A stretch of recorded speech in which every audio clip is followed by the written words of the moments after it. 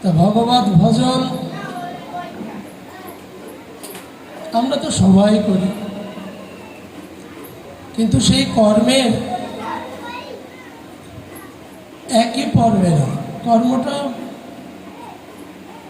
আলাদা আলাদা অধ্যায় আছে। যেমন তমগুণ স্বভাবের মানুষ ভগবত ভজন করে,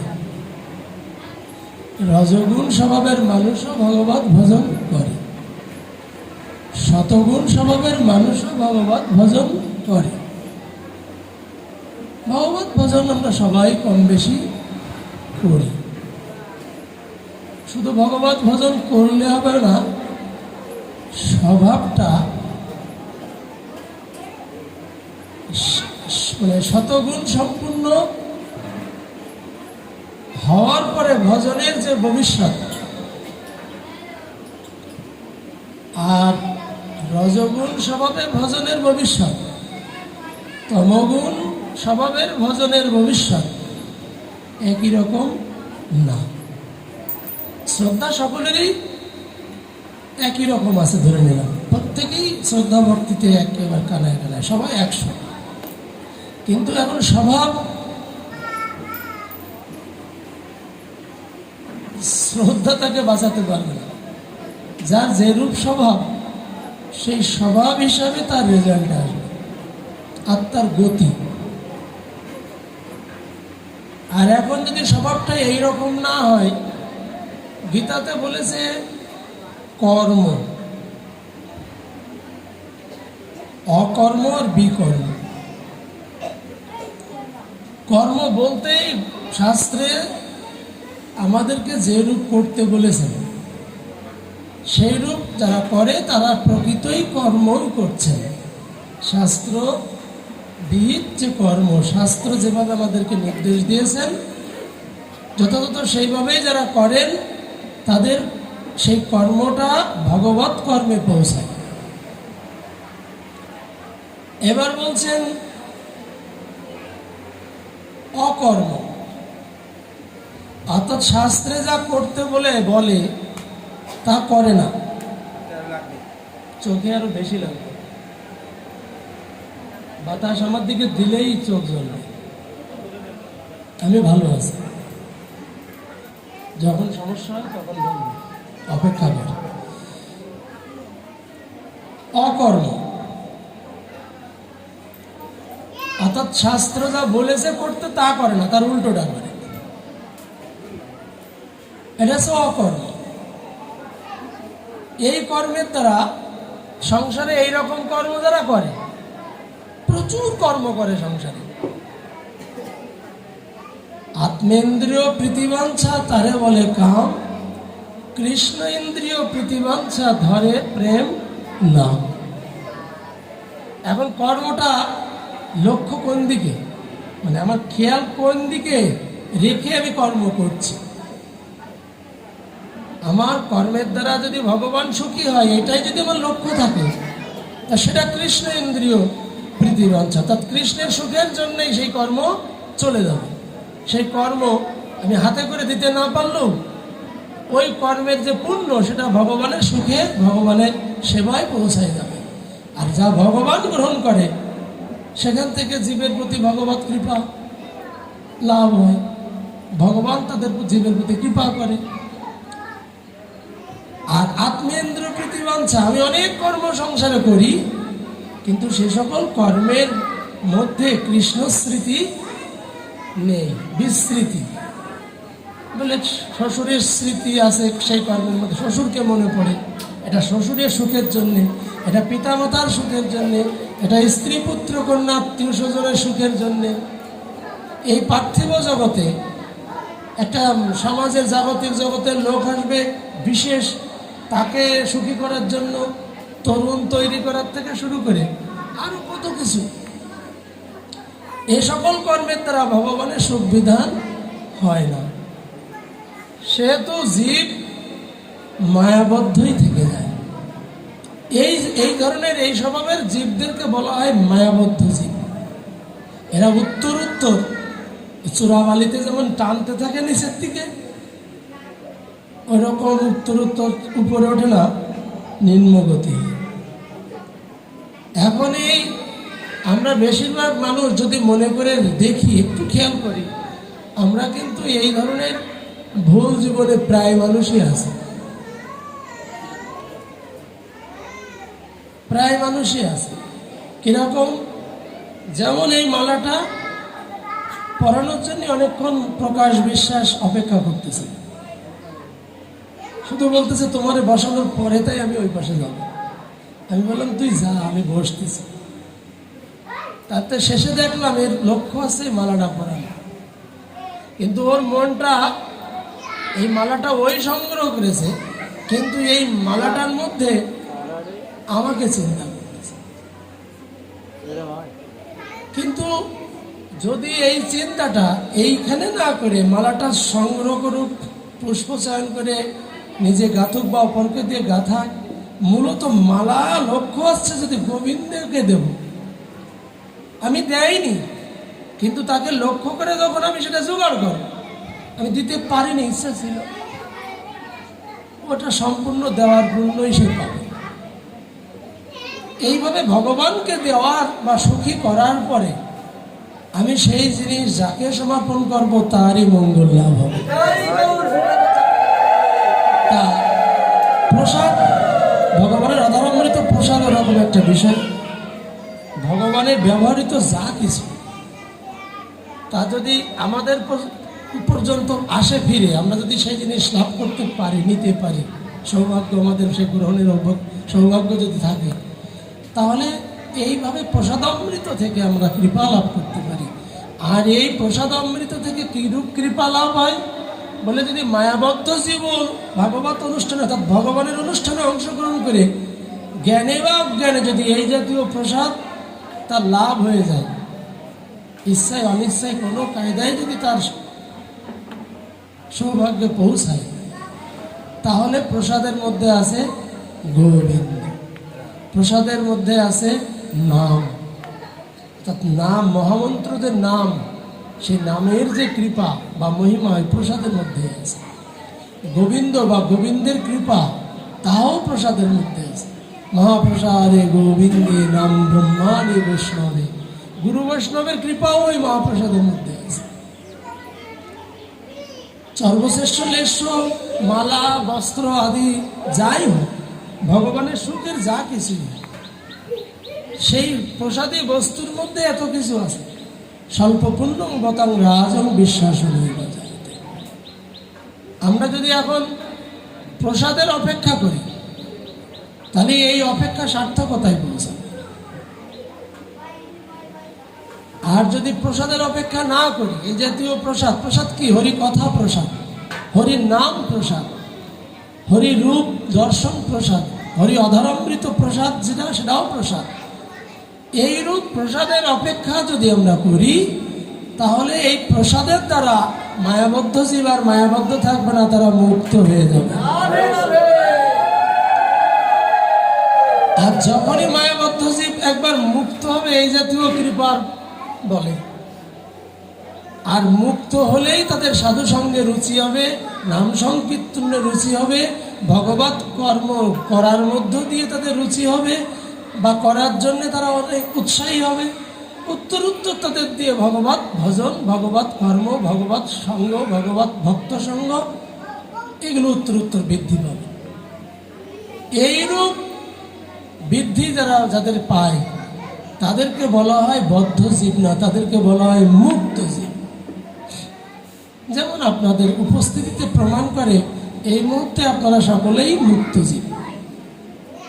আপনারা এখন কেউই বদ্ধ জীব না, 100% সকলেই মুক্ত জীব। এখন শুধু মুক্ত হলে হবে না, ভক্ত হতে হবে। তাহলে ভক্ত কিভাবে হবেন বলে, আগে আপনি এখানে আসলেন মায়াবদ্ধ জীব। আমরা ধরেন আজকে এখানে অংশগ্রহণ করেছি, সবাই মায়াবদ্ধ জীব। এবার অংশগ্রহণ করার পরে নামামৃত, কথামৃত, রূপামৃত, অধরামৃত, এইরকম অমৃত আস্বাদন করতে করতে জীব আর মায়াবদ্ধ থাকলো না, জীব হয়ে গেল মুক্ত। আর এই জীব, মুক্ত জীব, ভক্ত জীব কি কখন সেই পদপি বা সেই ভক্ত জীবে প্রতিষ্ঠিত কখন হবে? যখন এই ভগবানের নামামৃত রস আস্বাদনে মধ্য দিয়ে সাধু সঙ্গে যে উপদেশ অমৃত, কথামৃতের মধ্যে যেসব উপদেশ, এই কথা যখন আমরা মানব, মেনে চল, তখনই হচ্ছে সেই কর্মের, এই যে গীতায় বললাম না, কর্ম অকর্ম বিকর্ম।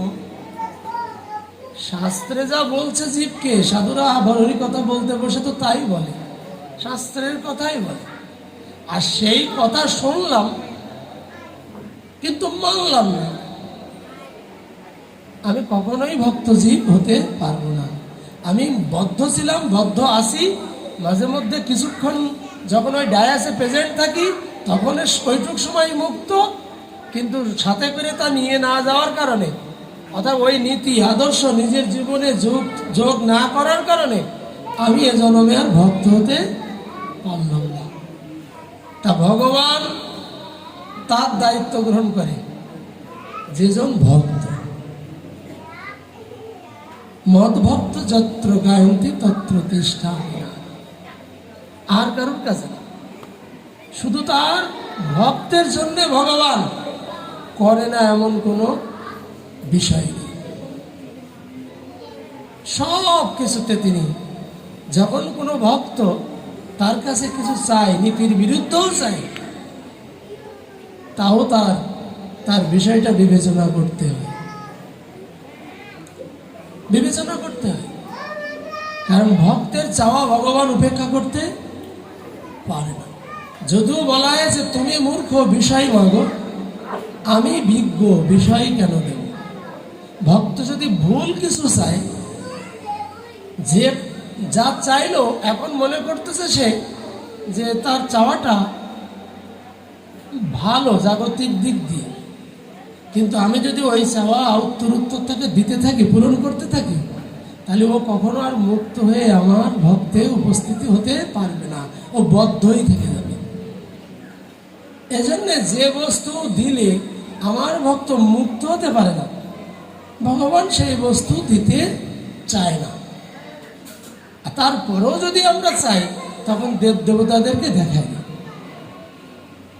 তুমি যখন শুনছই না, তাহলে তুমি দেবতার পূজা করো।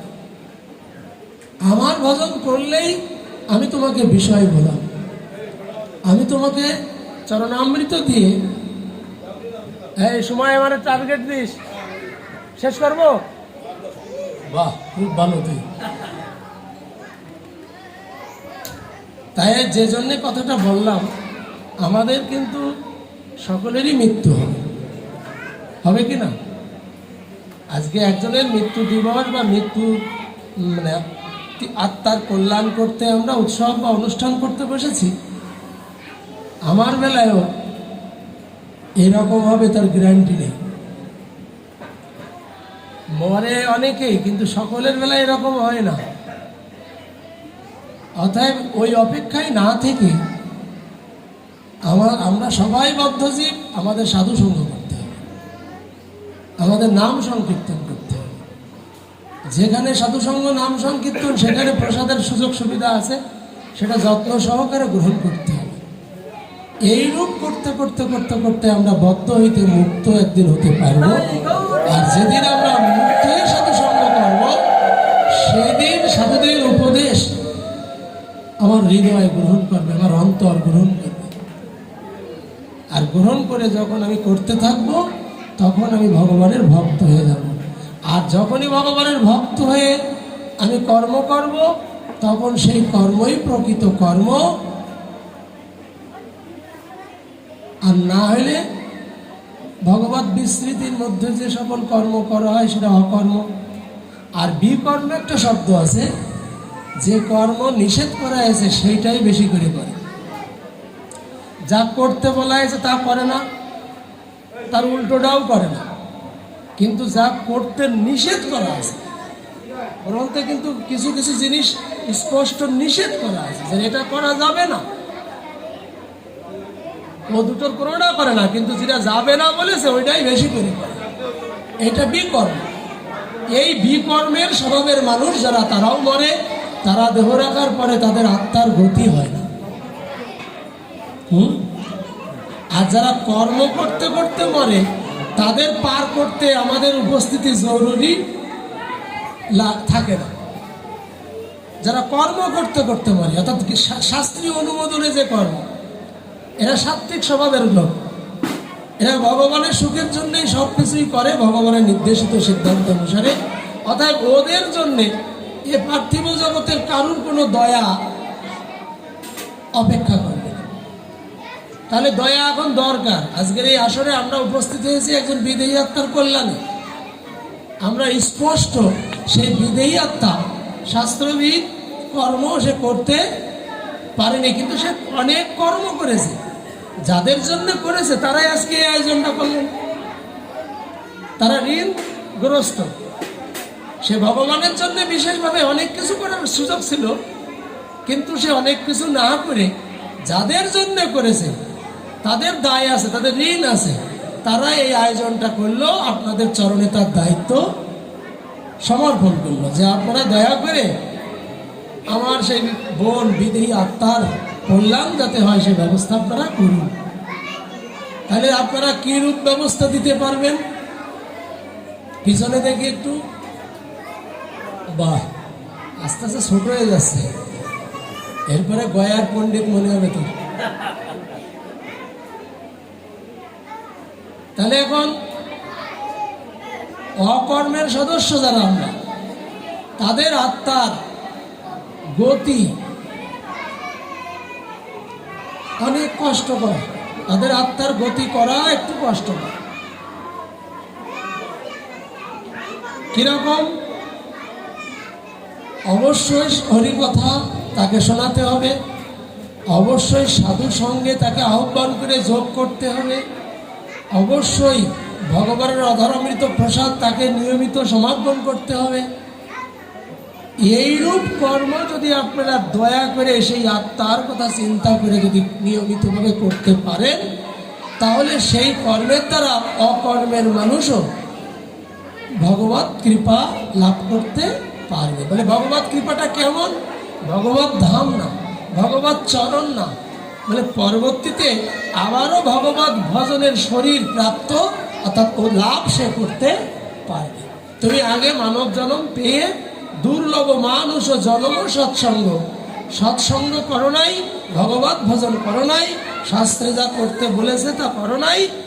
এবার যেহেতু তোমার জন্য সবাই রিকোয়েস্ট করেছে, সুপারিশ করেছে, সেহেতু সবার প্রার্থনায় তোমাকে আবারও একটা সুযোগ দেওয়া হলো। এবার যদি তুমি ভুল করো তাহলে কিন্তু সমস্যা আছে। তাই আমাদের সবসময় সাধুদের চরণে যদি আমরা শরণাগত হই, বৈষ্ণবের চরণে শরণাগত হই, বৈষ্ণব যদি আমার প্রতি একটু দয়ার্দ্রের ব্যবহার যদি তার ভিতরে জাগে, তাহলে তাদের উপস্থিতিতে যখন ভাগবত সঙ্গ, ভাগবত অনুষ্ঠানে তার আহ্বান, ভগবানের অধরামৃত প্রসাদ, নামামৃত প্রসাদ, এরকম নানাবিধ প্রসাদ আদি দিয়ে যাতে তাকে যখন অর্পণ, সমর্পণ, তর্পণ করব, তখন এই সকলের প্রসাদাদি সকলের কৃপায়, সকলের কৃপায়, প্রসাদের কৃপা, ভক্তের কৃপা, নামের কৃপা, হরিকথার কৃপা, সমস্ত কিছুর মাধ্যম দিয়ে তার আত্মার হরিভজনের আবার দেহ প্রাপ্ত হবে।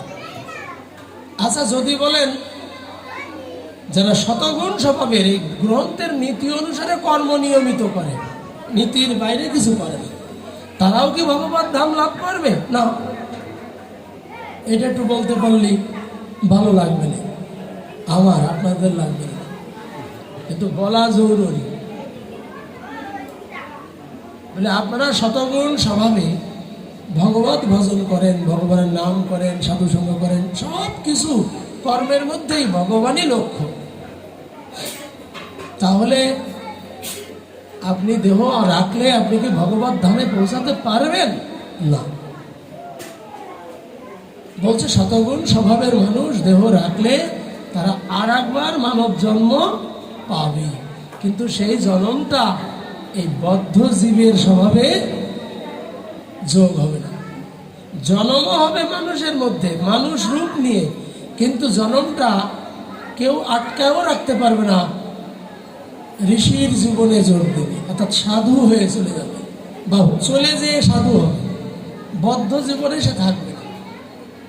তাই 1 বছর বয়স হোক আর জন্ম নিয়েই যে সাথে সাথে সুখদেব গোস্বামীর মতন চলে যেয়ে হোক, আর 16 বছরে হোক আর 80 বছরে হোক, আর মরার 1 দিন 1 সেকেন্ড 1 সপ্তাহ আগে যদি হয়, এমন অন্ধ ধৃতরাষ্ট্র। ধৃতরাষ্ট্রকে বিদুর উপদেশ করলেন, উপদেশ মেনে নিয়ে যাত্রা করলেন, যাত্রা করার 1 সপ্তাহের মাথায় তিনি দেহ রাখলেন। সাধুর উপদেশ আর বানপ্রস্থ সাধনে দেহ রাখার কারণে, সাধনে যোগ হয়ে বানপ্রস্থ সাধনে যোগ দিয়ে দেহ রেখেছেন, তা 7 দিন পরে না, 1 সেকেন্ড পরেও যদি দেহ রাখে তাহলেও তার বৈকুণ্ঠ ধাম লাভ হবে। বানপ্রস্থ সাধনে যদি যোগ দিয়ে 1 সেকেন্ড পরেও মৃত্যু হয় তাহলেও তার বৈকুণ্ঠ ধাম লাভ হবে। আর বানপ্রস্থ সাধনে যাননি, এই সংসারে সদাচারী জীবনে আছেন, শতগুণ স্বভাবে আছেন, শাস্ত্র নির্দেশিত অনুসারে আছেন, কিন্তু আর একটা দেহ আপনাকে এই সমাজে বৈকুণ্ঠে না, গোলকে না, স্বর্গে না, অন্য কোনো জায়গায় না, এখানেই আপনাকে আবার জন্ম ভগবান সুযোগ দেবে। কিন্তু সেই জন্মটা আপনাকে ভগবত প্রাপ্তির যে সাধনের উপযুক্ত জন্ম দেবে। দেহটা হবে ভগবত ভজনের যোগ্য দেহ। ভূমিষ্ঠ হয়েই যে বয়সেই যাক না কেন, সে বয়স যদি সাধন করার সামর্থ্য তার থাকে, যে বয়সেই যাক যদি সাধন করার সামর্থ্য থাকে, আর সেই সাধনে যদি গুরু বৈষ্ণব গোবিন্দ যদি প্রসন্ন হয়, গুরু গৌরাঙ্গ যদি প্রসন্ন হয়, প্রসন্ন মানে কি, তাকে মেনে নেওয়া, তাহলে তার আর এই মানব জন্মে বা এই পার্থিব জগতে মায়ার সংসারে তাকে আর আনবে না, ভগবান তাকে ভগবত ধামে নিয়ে যাবে। তাই শুধু সজ্জন, মৃত্যু একজনের হয়েছে, সেজন্য আমরা এক জায়গায় হলাম, জানি না তার কত উপকার আমরা করতে পারবো। কিন্তু গৃহস্বামীর আজকের এই আয়োজনে গৃহস্বামী সহ আমরা যারা অংশগ্রহণ করেছি, আমাদেরও কিন্তু মৃত্যু হাতের মুঠোর মধ্যে নিয়ে আমরা ঘুরছি। অতএব আমাদের এই মৃত্যুটা যাতে অগতির দিকে না যায়, যাতে গতি হয়, যাতে ভগবত কৃপা লাভ করার কোনো যে সকল উপায় আছে, সেই রকম উপায় আমরা যদি আশ্রয় করতে পারি, গ্রহণ করতে পারি, জীবনে নিতে পারি। আপনারা আমার ব্যাপারে অনেক কিছু শুনতেছেন, আসলে আমি মায়াবদ্ধছি, কিন্তু খেয়াল হয়েছে যে আমাকে একজন বলে, আমার পরামর্শদাতা যারা, যে বলে তোমার সাধারণ হিসাবে 3/2 বয়স হয়ে গেছে, সাধারণ স্বাভাবিক হিসাব 3/2 বয়স হয়ে গেছে, আর 1 অংশ আছে। এখন যদি তুমি এই অংশটা যদি ভগবত ভজনের সময় সমর্পণ না করো, তাহলে আবারও কিন্তু এই মায়ার সংসারে তোমাকে আসতে হবে। আমি বলতেছি, কিন্তু নিজের বিষয়ে কোনো খেয়াল থাকবে না, সেটা হলে হবে না। তাই আমার চিন্তা হয়েছে যে সেই 1 অংশ সময় যদি আমি ভগবত ভজনের 16 আনা নিজেকে সমর্পণ করতে না পারি, তাহলে আমার আবার এই মায়ের সংসারে জন্ম হবে। অতএব যে যাই বলুক, যে যাই সমালোচনা করুক, যে যাই মন্তব্য করুক, ওতে আমার যায় আসে না। আমার দরকার এই মায়াবদ্ধ সংসারে যাতে আমার আর না আসতে হয়। আমি আমার গুরু গৌরাঙ্গ যেখানে আছেন, গুরু পরম্পরা যেখানে আছেন, আমি যেন তাদের সেবা করতে সেখানেই একটু অনুমোদন লাভ করতে পারি। তো সেজন্যই তাদের দাসত্ব করতে হবে। এখানে তো তাদের দাসত্ব 16 আনা করি না, এখানে অনেক কিছুর দাসত্ব করি, কিন্তু যখন সব ছেড়ে দিয়ে সেই জায়গায় যোগ দেব, তখন তো যা কিছু করবো তার দাসত্বের কর্মই হবে, তখন এই জন্ম ব্যর্থ হবে না।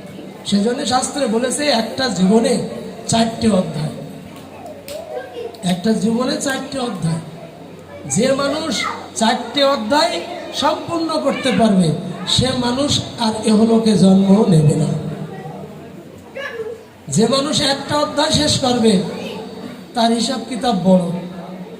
যে 2টো অধ্যায় শেষ করবে, সে আবার ভজনের দেহ পাবে। যে তৃতীয় অধ্যায় শেষ করবে, চতুর্থতে যেতে পারেনি, সে বৈকুণ্ঠ আদি চতুর্ভুবনে চতুর্দশ ভুবনে তার একটা পছন্দ মতো জায়গা তার হবে, বিশেষ করে বৈকুণ্ঠে হবে। আর যে চতুর্থ অধ্যায় শেষ করবে তার আর এই 14 ভুবনের কোনো জায়গায় ভগবান আর নিক্ষেপ করবে না, একেবারেই অপ্রাকৃত দেহে তার চরণ ভজন করবার সুযোগ সেইগুলো বৃন্দাবনেই করে দেবে। সেই অধ্যায় 4টি। জন্ম নেওয়ার পরে ব্রহ্মচর্যের জীবন থাকে, যৌবন যৌঘর আগ পর্যন্ত। আপনি ভজন করেন বা না করেন, আপনি ব্রহ্মচারী। আপনার ব্রহ্মচর্য এখনো নষ্ট আপনার দ্বারা বা কোনো কিছুর দ্বারা হয়নি। আপনি ভজন না করলেও আপনি ব্রহ্মচারী। এখন এই ব্রহ্মচারী আপনি শুনে কত ভালো লাগলো না, কিন্তু আপনি ব্রহ্মচারীর লাইফে আছেন, আদবায়ের মতন পড়ে যাচ্ছেন, কিন্তু পাশ করতেছেন। ব্রহ্মচারী জীবনে আপনি 16 বছর পর্যন্ত আছেন, 17-18 আগ পর্যন্ত আছেন, কিন্তু আপনি ভগবত ভজন করে কিছু সঞ্চয় ব্রহ্মচারী জীবনে করলেন না।